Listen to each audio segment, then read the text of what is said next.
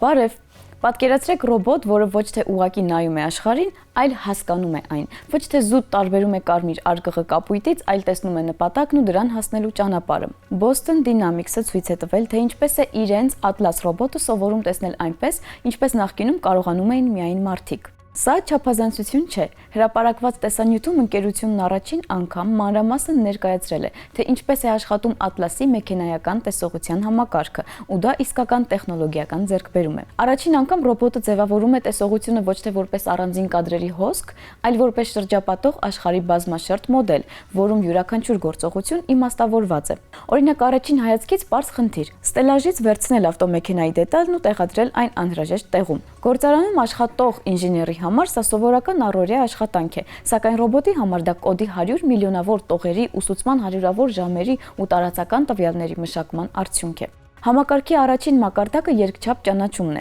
Atlas-ն օգտագործում է նեյրոցանց, որին սովորեցրել են առանձնացնել արդյունաբերական օբյեկտները հարթ պատկերի վրա։ Կանաչ կետերը ցույց են տալիս օբյեկտի արտաքին ուրվագիծը, կարմիրները ստելաժների, կարկասների, արկղերի կառուցվածքը։ Դա թույլ է տալիս հասկանալ օբյեկտի ձևը, դիրքը, կողմնորոշումը եւ սահմանները։ Հաջորդը միանում է ծավալային ընկալումը։ Atlas-ը կառուցում է տարածքի եռաչափ քարտեզը հարաբերակցելով գտած ուրվագծերը շրջապատող տարածության իր ներքին մոդելի հետ։ Այստեղ աշխատում է ռեպրոեկցիայի սխալների նվազեցման ալգորիթմը։ Եթե դուք երբևիցե փորձել եք հարաբերակցել լուսանկարը ու եռաչափ մոդելը, ապա գիտեք, թե որքան նուրբ խնդիր է դա։ Ռոբոտը վերլուծում է իրական պատկերի եւ վիրտուալ ռեկոնստրուկցիայի միջև տարբերությունները եւ ճշտում իր դիրքը միլիմետրանոց ճշգրտությամբ։ Ապա օբյեկտը որսալու process-ն է։ Այստեղ գործի է անցնում երրորդ մակարդակ՝ սուպեր տրակերը։ Սա ըստ էության տեսողական մոտորային կոորդինացիայի համակարգ է։ Տեսախցիկներից եւ հոդերում առկա սենսորներից եկող տվյալների հոսքերը վերլուծվում են ասինքրոն կերպով, ինչը թույլ է տալիս հետևել օբյեկտին անգամ երբ այն տեսադաշտից դուրս է։ Տեսախցիկն այն արդեն չի տեսնում, սակայն ռոբոտը հիշում է, թե որտեղ պիտի լինի օբյեկտը։ Անգամ չնայելով սուրճի գավաթին, որ ձեր ձեռքում է, դուք ճշգրիտ գիտեք որտեղ է այն, որովհետև զգում եք գավաթի քաշ, ջերմությունը եւ դիրքը։ Ինժեներների առանձնահատուկ հպարտության առարկան թվային մոդելի եւ իրական մեխանիզմի միջև փոխգործակցության ոսկերչական ճշգրտությունն է։ Տեսանյութում երևում է, թե ինչպես է վիրտուալ Atlas-ը իրական ժամանակում իդեալական համադրվում իրական ռոբոտի պատկերի հետ։ Այդպիսի համընկնումը հնարավոր է միայն բոլոր համակարգերի խորը, բազմաստիճան կալիբրավորման դեպքում, սկսած հոդերի մեխանիկայից մինչև առանձին բաղադրիչների ջերմային դեֆորմացումներ։ Այլ կերպ ասած, ռոբոտը միշտ գիտի ոչ միայն այն, թե ինքն ինչ է անում, այլև այն, թե որտեղ է գտնվում իր մարմնի յուրաքանչյուր մաս։ Այս համակարգը ոչ թե ուղղակի թույլ է տալիս տեսնել, այն հնարավորություն է տալիս հասկանալ, որտեղ է գտնվում թիրախը, ինչպես դրան հասնել, ինչ խոչընդոտներ է անհրաժեշտ հաղթահարել, ինչ հետագիծ ընտրել եւ այլն։ Դա կոշտ ծրագիր չէ, այլ այն, ինչը կարելի է անվանել տեխնիկական ինտուիտիվ ընկալման առաջին սերմերը։ Անհրաժեշտ են հենց այսպիսի կարողություններ, որպեսզի ռոբոտները մարդկանց հետ կողք կողքի աշխատեն արտադրամասերում, պահեստներում, տիեզերքում, պայմաններում, որտեղ ճշգրտությունն, ադապտիվությունն ու իմաստավորված գործողությունները ավելի կարևոր կլինեն, քան զուտ կուրորեն հրամաններին հետևելը։ Atlas-ն արդեն այսօր կարող է լուծել արտադրական խնդիրներ, որոնց մասին 10 տարի առաջ միայն երազում էինք, սակայն ինչն ավելի կարևոր է։ Այս ռոբոտները ճանապարհ են բացում մեքենաների համար, որոնք աշխարհը տեսնում են այնպես, ինչպես մենք, սակայն անում են դա ավելի ճշգրիտ, արագ եւ առանց հոգնելու։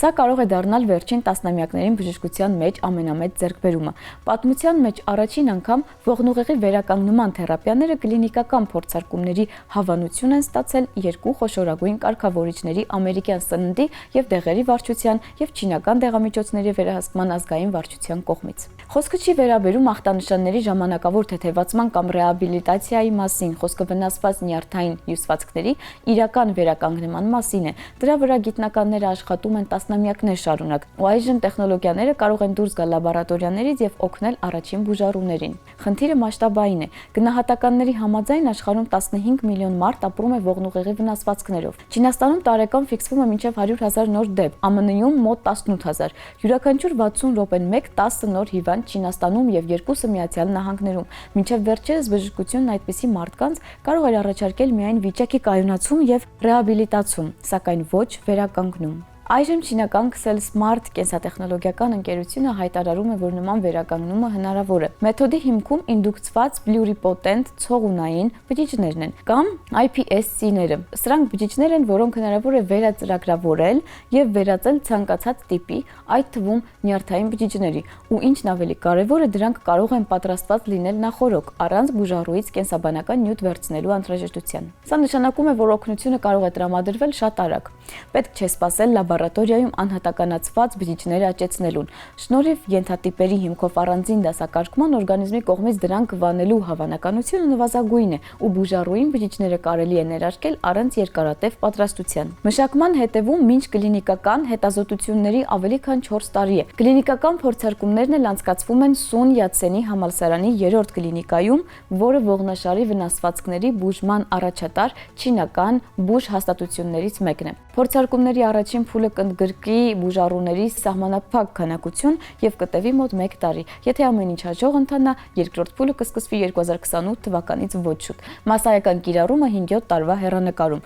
սակայն արդեն հիմա դա ոչ թե ուղղակի հույս է, այլ սկզբունքորեն նոր գլուխ բժշկության մեջ։ Xcel Smart-ն աշխատում է նաեւ այլ ուղղություններով, մասնավորապես փորձարկում է բջջային բուժում Պարկինսոնի հիվանդության եւ կողմնային ամիոտրոֆիկ սկլերոզի համար։ Հետևաբար խոսքը ոչ թե մեկ մեթոդի, այլ վերականգնողական բժշկության մի ամբողջ նոր հարթակի մասին է։ Այս շաբաթվա գիտաֆանտաստիկ գիրքը Ստրուգացկի եղբայրների պիկնիկ ճամփեզրին գիտաֆանտաստիկ երգն է, որի հիման վրա Անդրեյ Տարկովսկին նկարեց իր լեգենդար Ստալկերը եւ որը ոգեշնչել է ֆանտաստիկայի մի ամբողջ շերտ։ Սյուժեի համաձայն երկրի վրա առաջանում են խորհրդավոր տարածքներ, այսպես կոչված զոնաներ, վայրեր, որտեղ տեղի են ունեցել այլ մոլորակայինների այցելությունները։